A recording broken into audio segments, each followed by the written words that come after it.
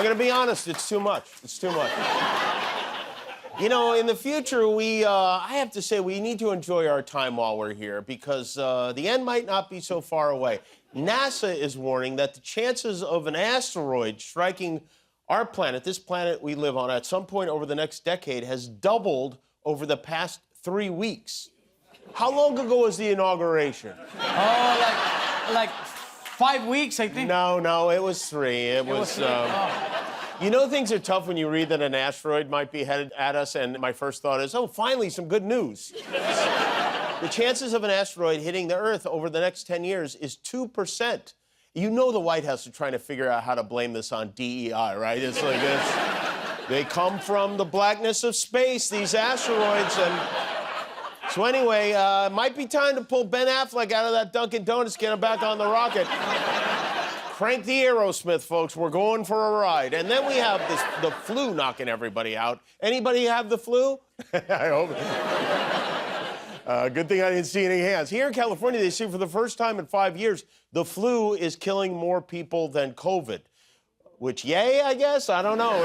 The flu, COVID, and Norovirus are on the rise, and those are only a few of the diseases you were exposed to as you entered our theater tonight from Hollywood Boulevard. Why, we've got a little music. We've got strep throat and mono, and the Norovirus, RSV, herpes, gastroenteritis, monkeypox, syphilis, West Nile, and AIDS. These are a few of our deadliest strains. Guillermo. You have amazing voice. Oh. Thank you. And by the way, I don't want to mention now, you can hear the rest of that song when I open for Beyonce on April 28th at SoFi Stadium. Did any of you try to get Beyonce tickets? People were very mad yesterday. People were mad because they didn't get Beyonce tickets, and they were mad because they did. The reason they're mad because they didn't, they had problems with Ticketmaster on the site. It wasn't working. Ticketmaster had an interesting reaction to this. After there was, an outpouring of rage, their spokesperson blamed the fans and their computer settings. They said, don't open more than one tab, clear your cookies, and turn off your VPNs. It's like a conversation with your dad when you're trying to get him to buy something. And then there were those who did get tickets. This is an actual text. I won't call it an exchange. It was more of a flurry between one of our writers and his wife. She wrote to him, I'm buying tickets to Beyonce, and they are insanely expensive. To go with Aisha, but I'm doing it. You get in my way, I will kill you, is the subject. Beyonce elicits some very dangerous gusto. If your wife wants to go see Beyonce, just don't say it. Just curl up in a ball and protect your organs. Meanwhile, Kanye West is a Nazi, and he's looking for new management. In the wake of his anti-Semitic spin-out this weekend, Adolf Hitler was cut by his talent agency. His agent issued a statement saying, effective immediately, I'm no longer representing Ye due to his harmful and hateful remarks that neither myself nor 33 and West can stand for. Effective immediately.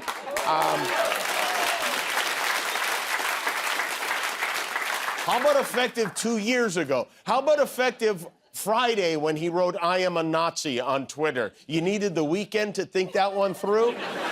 Meanwhile, Kanye East has been gobbling up the spotlight at the White House, holding court with reporters in the Oval Office. Donald Trump has been very generous, sharing some of the wisdom that he has gained from his 78 years on Earth. You know bullies? You know what a bully is, right? You know the bully, I've always, and I found it throughout my life, a bully is the weakest person. Does he have any self-awareness at all?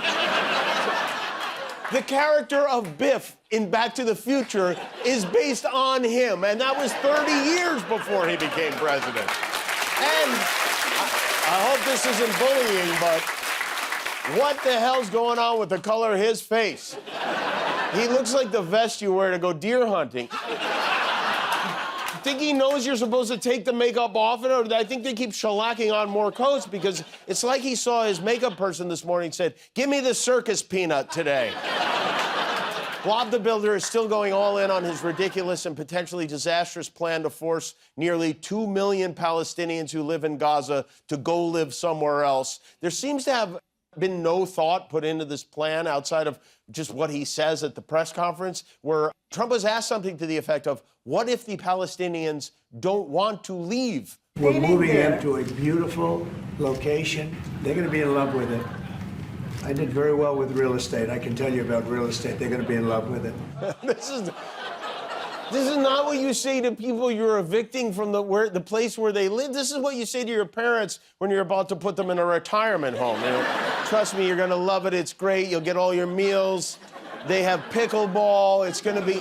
And the way he goes from subject to subject, he's busy. 1 minute he's with ethnic cleansing. The next he's tweeting about shampooing his hair. He wrote, I am hereby instructing Secretary Lee Zeldin to immediately go back to my environmental orders, which were terminated by crooked Joe Biden, on water standards and flow pertaining to sinks, showers, toilets, washing machines, dishwashers, etc. Here we go with the water pressure again.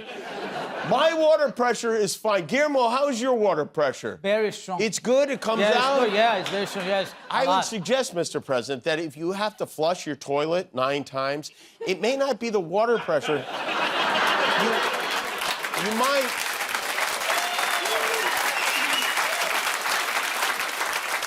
You might want to take a look at your diet, you know? Maybe you don't need the triple Whopper with cheese, is all I'm saying. You know he's in the bathroom when he's posting this stuff, right?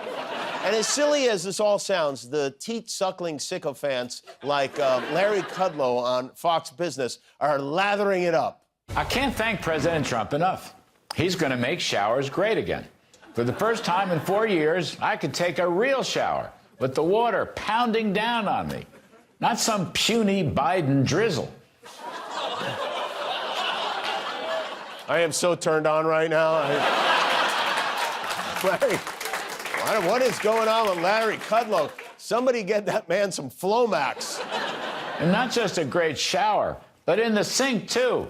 You can really wash your face, get a better shave. Wash your hands as often as you want with real, strong, live water flow.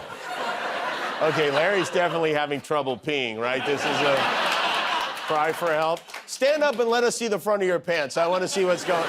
What is happening? This is the business news. When did we turn into North Korea? Who gets this fired up about water flow? OMB Director Russell Vogt. Russ, welcome to the show. I hope you look forward to one of these great pounding Trump showers again.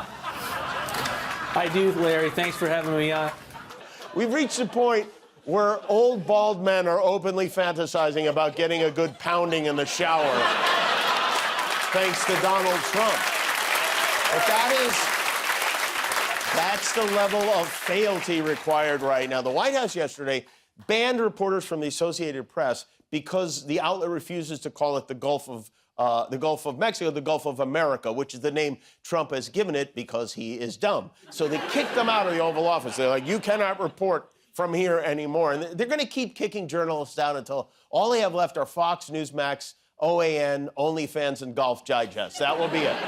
Google and Apple Maps have both fallen in line with this Gulf of America thing. Google put out a guide for what people will now see when they search for it online. If you're in the United States, it's called the Gulf of America. But if you're in Mexico, still the Gulf of Mexico. It's basically the equivalent of Google Maps giving him a binky and hoping he shuts up.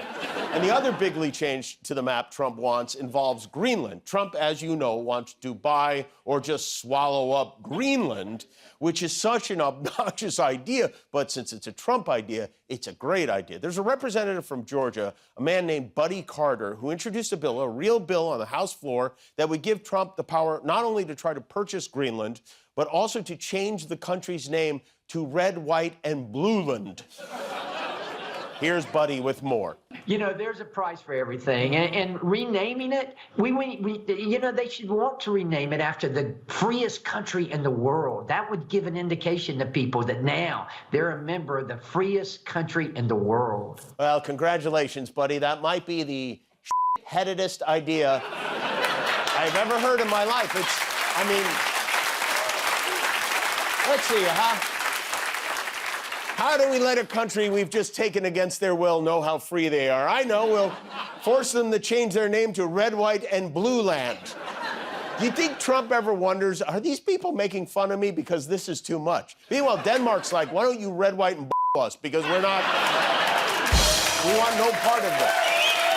There's so many nutty ideas coming from so many corners now. And the Democrats, I guess they're doing their best. On Capitol Hill, they had a protest. Hakeem Jeffries, some other congressional Democrats led a group of civil servants in a rally to fight back against evil Elon's plan to gut the government and put them out of work. We'll fight against Doge. We'll fight Elon Musk.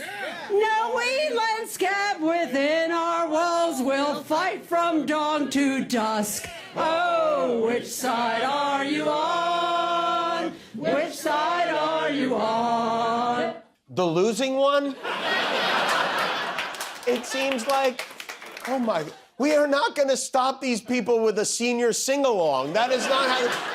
Trump this week announced that he's ordered the Treasury to stop minting the penny because it costs 3 cents to make, and his Doge bros see that as a way to cut down on wasteful spending, which, okay, but the experts say if we lose the penny, we'll need to make more nickels, and nickels are more expensive to make than pennies, and the increase in nickel production would not only wipe out the savings we get from eliminating the penny, it would actually cost more than if we keep the penny. And if you understood that, you probably never bankrupted a casino. But either way, one way or another, Trump's going to make sure that at the end of this, we are penniless, whereas he is making a fortune. On Trump's crypto coin, his family and their partners, they've already pocketed $100 million from the trading fees. Just those trading fees. They stand to make billions on the coin itself, and nobody seems to have a problem with this. If anything, others seem to be focused on trying to figure out how to do this themselves. I've seen... Do you have money?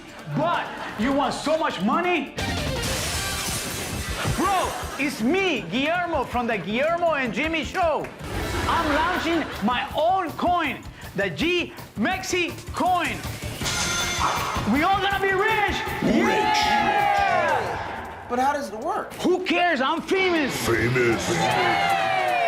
Anyone can invest in G Mexi coin. Cool dudes, nerds, tech bros, even the president of Belarus. Wait, why the president of Belarus? That's not your business, that's why. How is this legal? How is this legal? Women. Women. Only the best people have their own coin. Donald Trump, Melania Trump, Iggy Azalea, and a hot to a up girl. You got to spin on this opportunity. Hot tour. So disgusting. But don't take my word for it. Listen to this huge celebrity. Hi, I'm Jimmy Kimmel. I got so rich by a G Mexi coin. Now I got so many necklaces. Wow, I trust him. This says G Mexicoin went down 98% since I invested. When did you invest? Like 30 seconds ago. That's good. Buy the dip, bro. This isn't a rug pull, is it?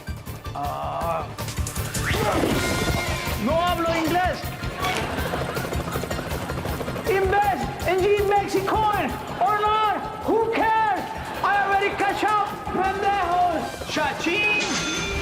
Don't be stupid. Buy my coin. I am going to buy it. Good luck with that, Guillermo. Oh, my God, I can't believe it. We have 20 million subscribers on YouTube. Unbelievable. I only wish we got paid for this. If you haven't subscribed yet, what are you waiting for? Help us get to 50 million, please. It's an emergency.